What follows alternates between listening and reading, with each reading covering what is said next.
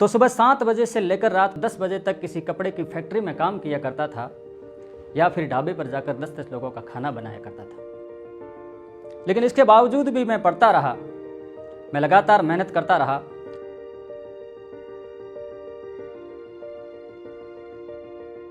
मेरी कहानी की शुरुआत करें तो मेरी कहानी शुरू होती है भारत पाकिस्तान के बॉर्डर पर बसे हुए राजस्थान के बाड़मेर जिले के एक छोटे से गांव ऊंडखा से, जहां पर मेरे घर के नाम पर एक छोटी सी झोंपड़ी हुआ करती थी। पिताजी को शराब पीने की आदत थी और बड़ा भाई दोनों पैरों से विकलांग था। परिवार में ऐसी स्थिति होती थी कि कभी खाने को होता था और कभी नहीं होता था। कभी ऐसे भी दिन आते थे जब लाल मिर्च को कूटकर उसमें नमक और पानी मिलाकर उसमें से रोटी डुबोकर खाना पड़ता था। यानी मेरा बचपन बहुत अभावों में बीता। मेरे पिताजी हमेशा कहा करते थे कि तू पढ़ाई छोड़ दे और काम पर चला जा, कुछ पैसे आ जाएंगे। लेकिन मेरे मन में सिर्फ एक ही बात रहती थी कि नहीं, मैं तो सिर्फ पढ़ाई करूंगा और एक सरकारी नौकरी हासिल करूंगा। तो सुबह 7 बजे से लेकर रात को 10 बजे तक किसी कपड़े की फैक्ट्री में काम किया करता था या फिर ढाबे पर जाकर 10-10 लोगों का खाना बनाया करता था। लेकिन इसके बावजूद भी मैं पढ़ता रहा, मैं लगातार मेहनत करता रहा। 10वीं 12वीं और ग्रेजुएशन लेवल की जो भी एग्ज़ाम आते थे मैंने एग्ज़ाम फाइट किए, लेकिन हर बार फेल।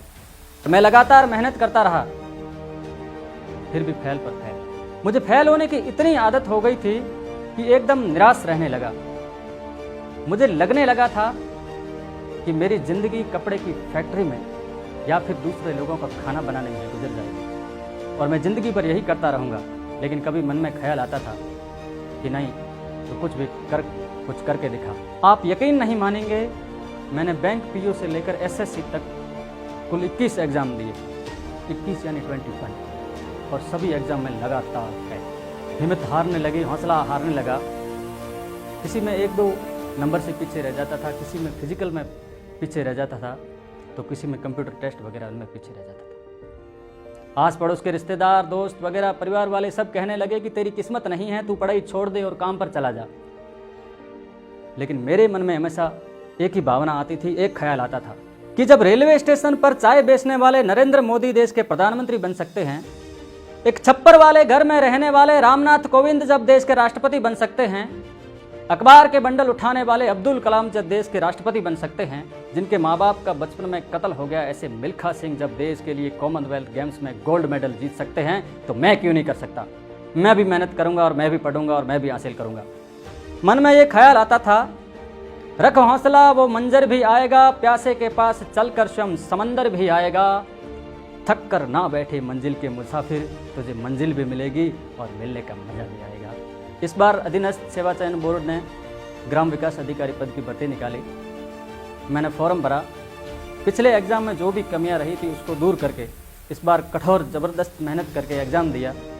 जब कुछ महीनों बाद इसका रिजल्ट आया तो हर बार हार मुझे हराती थी, लेकिन इस बार हार को भी हराकर गिरधर सिंह जीत गया और ग्राम विकास अधिकारी के पद पर सिलेक्शन हो गया।